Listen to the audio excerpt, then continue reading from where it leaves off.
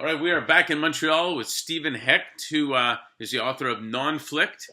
And Stephen, you have an impressive background with, you have a business education, accomplishments from growing retail and real estate businesses. You have success in educating people globally about resolving conflict within family, within business, even governments of all sizes.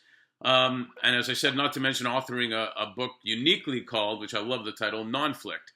Share with us how you've evolved in your career, and are you at the point like this is what I want to be when I grow up type of thing? I'm working on getting to where I want to be when I grow up. I'm very, very happy today. My evolution has been from traditional business, wearing a suit every day, working long hours, stressing at night, having a tape recorder. Actually, I remember for the first many years of my career having a tape recorder by my bed for thoughts that would come at night. So I lived always at war, actually. I was in retail. Every market I was in was a different battleground, and that's how I looked at it. And it's kind of stressful to always be at war. Versus today, I'd say I'm pretty much working on always being at peace and helping people get to peace, both internally and externally. And I can't think of anything more rewarding than what I'm doing right now.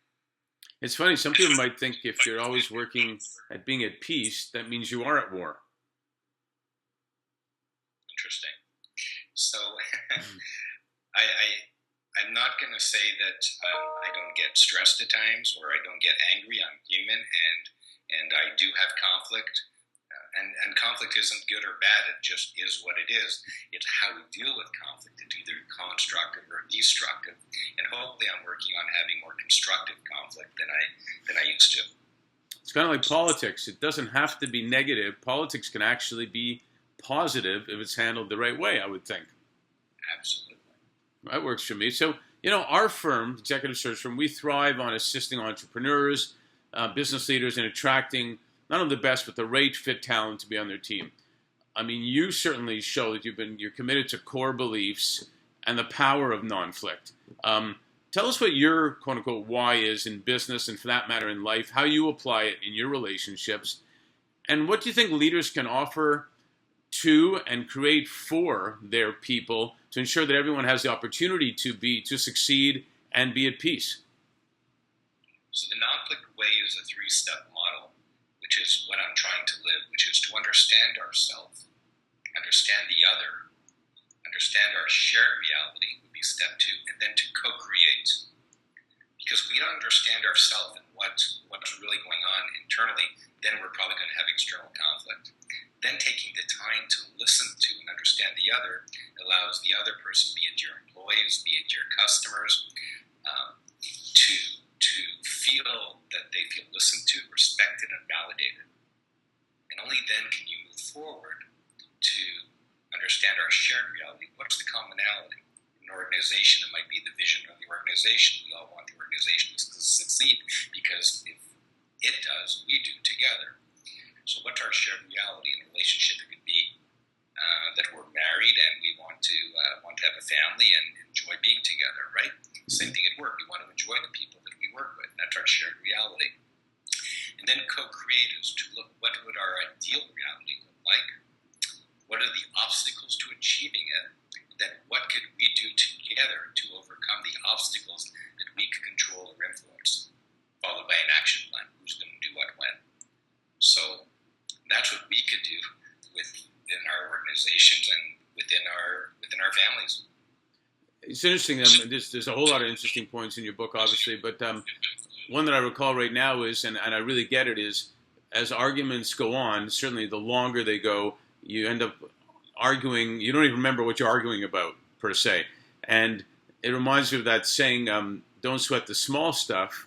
But what I think is everybody seems to forget there was a part B to that. It's don't sweat the small stuff, and everything's small stuff at the end of the day. So comment on that. I mean, do we get to the point where we're arguing, but we really did forget what we were arguing about? I have a very unfortunate story in my own family that demonstrates that.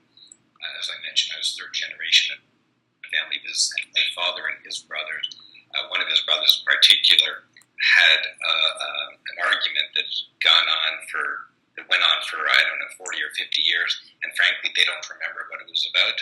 But on my uncle's deathbed, my father, wasn't invited to come visit him due to something that never got resolved, and neither of them could remember, frankly, what it was.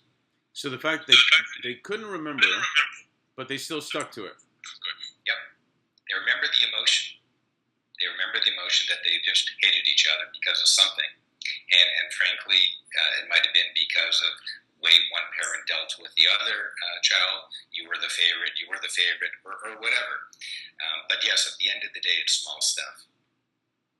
It's funny because I saw a hockey thing the other day about the New York Rangers quest to the Stanley Cup, and Mike Keenan would try different things on the players, and he would bring up stuff from before. And long story short, they started losing playoff games, even though they had a great season. And Mark Messier had to go to him and say, what are we doing here? Forget about whatever you're thinking happened in the past, and let's move on. And they moved on to win the Stanley Cup. And I compare a lot of things to sports, but there's probably a lot in that, in the sense of direct communication, clarification, et cetera, right? Yeah. In finance, they call it the sunk cost theory. Don't focus on what you already spent. Focus on the future. What's your ideal reality going forward, right? That's how we look at it and how we're going to achieve it. If you focus on the past, then you're never going to grow, right? You're just going to be dwelling in that, and you all lose from that. Now, there are always people, whether it's in sports or government or even business, who consciously, predominantly, or maybe unconsciously, thrive on creating problems. And thrive. Well, we can give an example. I'll give you an example. Even in Quebec, when Quebec wanted to separate, they changed the beautiful license plate from La Belle Province to Je me souviens. Going on a motion to win the argument, if you will. How do you overcome that? Government politicians do and everyone does what they're rewarded to do. So politicians are rewarded to keep power, and sometimes they feel they have to divide us and them. And vote for me to protect you from them. And you see that today in the politics in the U.S. with Trump. In contrast, today in Canada, you have Trudeau, who was quite different than his predecessor Harper in his approach, or Marois from Quebec, who was the separatist leader. And he was more of a unifier. Together, and by embracing diversity, together we're stronger. And that won at the end of the day here in Canada. And now he's the most popular leader in Canada's history. And he embraces people of all religions, that together we could learn from each other and be a stronger nation. Same thing in organization. Danone, we're working with Danone in Spain, and they actually asked to print our book and translate it into Spanish because diversity is something that they want to see as an asset rather than a liability. But it works in organizations, and it works in nations.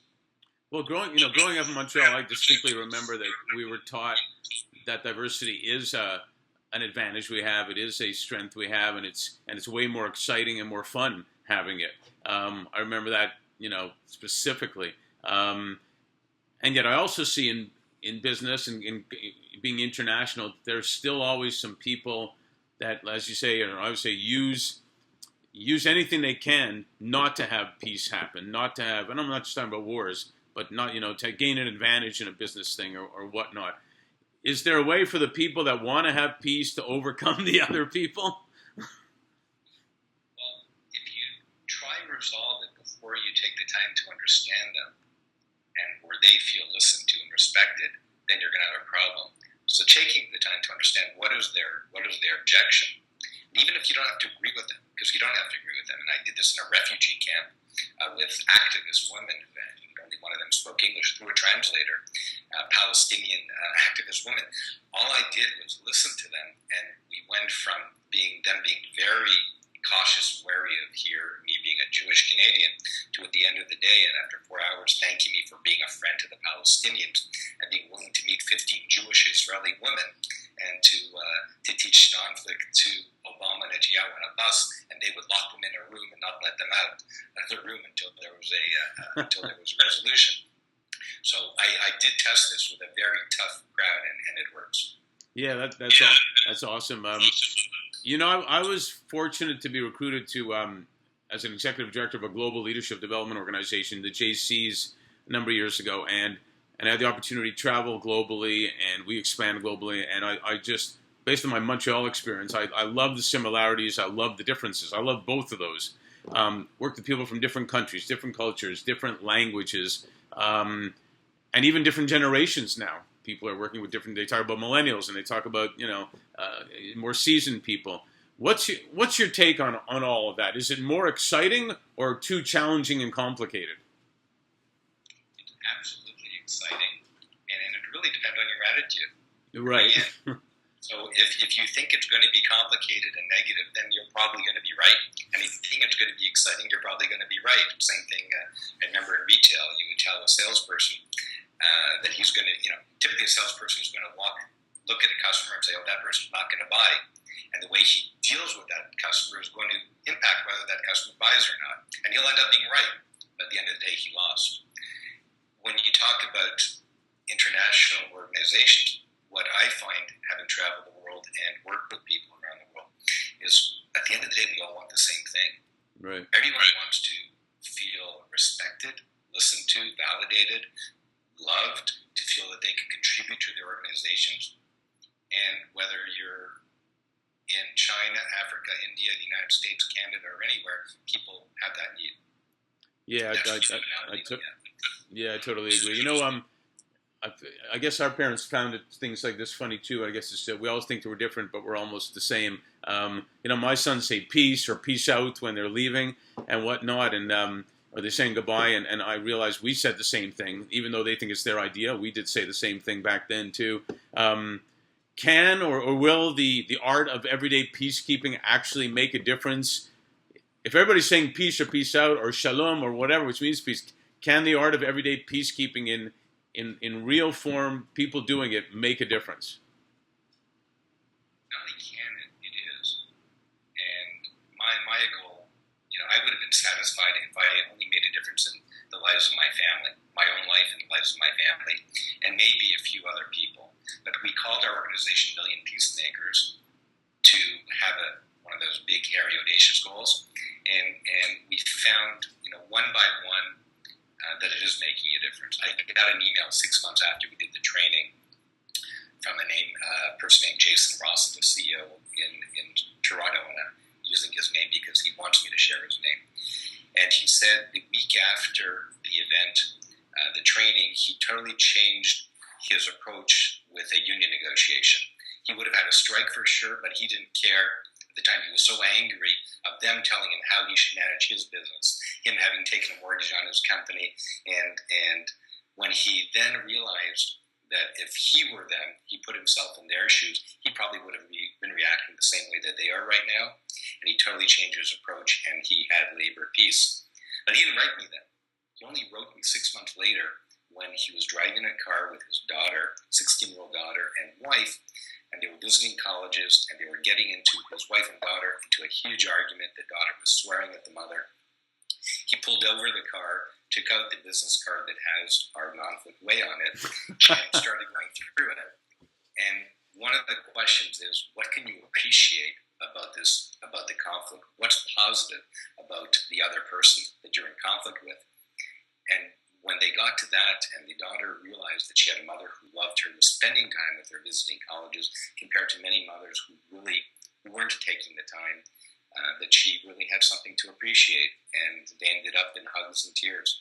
So it made a difference in that family, both corporately and personally, and that's what we're doing one by one. It's funny, it reminds me really quick of a story. I saw a rock guy, singer, tell a story at a show, and he said, I used to go back home and drive. I remember driving the car or the truck with my dad, and the music was on. He'd sing all the wrong words. We argued about it, and he said, "No, I'm singing the right words." And this guy said, "No, you're singing the wrong words." And they argued. And then his father passed away, and he wrote a song about how much he missed the conflict of arguing about the words. It was amazing. One last little question, I guess. If you're talking to up-and-coming leaders, tell us how relationships developed over the years impacts one's life, personal and career, for that matter? Well, relationships that you have over the years, I find you change and they change. You grow together, and when you grow together, you have those war stories together. It kind of has a common, you have that shared trust and bond. But do you know what I'm finding? Those relationships are great, but I'm finding our learning and the growth that we have by having been able to create those relationships allows us to create new relationships. And for whatever reason, I'm finding I'm being attracted to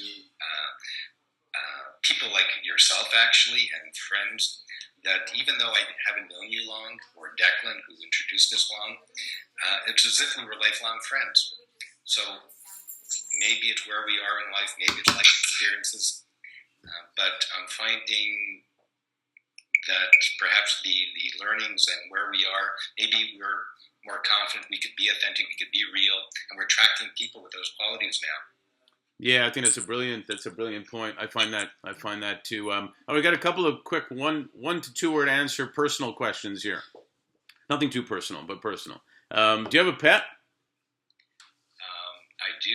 If you wanted, I could direct the camera down at Rocky. No, it's all right. You don't have to see him right now. I've got a dog named Rocky. Unfortunately, I lost another dog, his half-brother or step-brother named Muggley, who just passed away a week ago.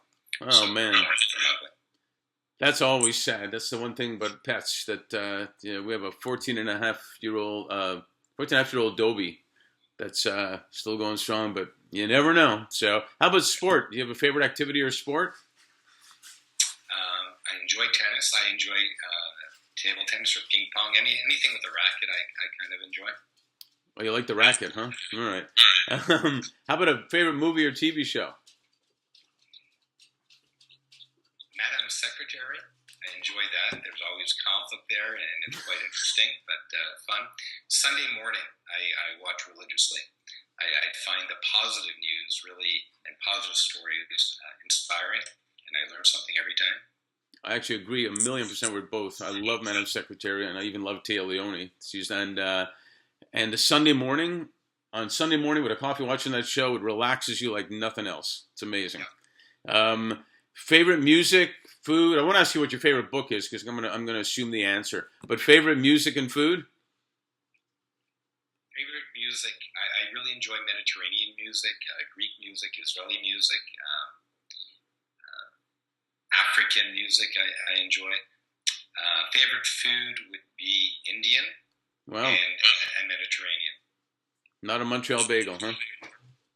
Well, of course I enjoy Montreal bagels, but I like to cook as well. So those are things that I enjoy cooking. So I do smoking and barbecuing, and I do bake bread every Friday. Sweet. And, so. All right. Indian food is something I enjoy to cook as well. That's great. Thanks so much. Thank you.